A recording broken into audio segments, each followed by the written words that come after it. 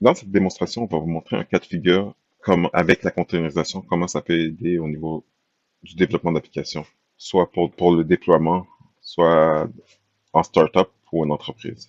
Étant développeur moi-même, j'ai déjà quelques projets à portée de main. J'ai un projet Flutter, qui est en fait un quiz qui a été fait sur Flutter, qui est un langage de programmation qui a été créé par Google pour créer des applications mobiles et web simultanément. Fait que dans cet exemple-là, j'ai créé une application web ici, et j'ai créé un fichier Dockerfile où est-ce que j'ai inscrit toutes les instructions qui vont être nécessaires pour déployer l'application. Ouais. On peut voir sur le fichier Dockerfile les instructions qui ont été créées pour faire une image de l'application. Et il faut dire qu'auparavant que j'ai créé j'ai installé Docker Desktop, qui est en fait Docker pour la façon de travailler avec Docker qui est la plus simple lorsque on travaille localement. Donc, j'ai auparavant créé une image de mon application que, qui a été faite selon les instructions que j'ai inscrites dans le document Dockerfile.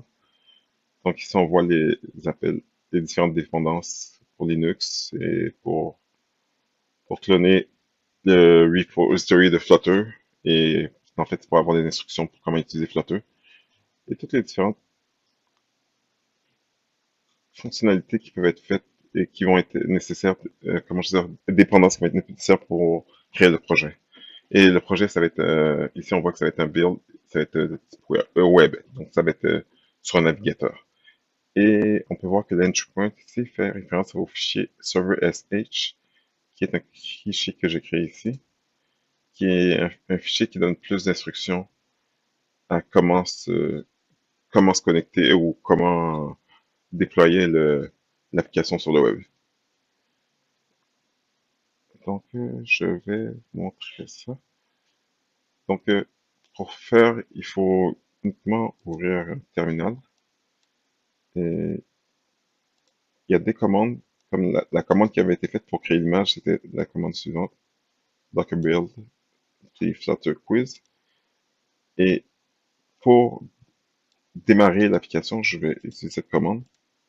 Je vais je vais changer de terminal, juste pour pas que ce soit trop facile pour un développeur, en fait, de partir un projet directement d'un document, fait que, pour montrer que ça fonctionne vraiment de n'importe où.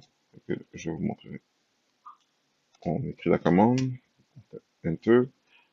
Donc, ça a envoyé une instruction à Docker pour prenez l'image avec le nom Flutter Quiz. Et en faisant cette instruction, ça nous a renvoyé un code qui, je pense, correspond au container qui a été créé lorsque l'image a été lancée. Et que ça veut dire que l'application fonctionne.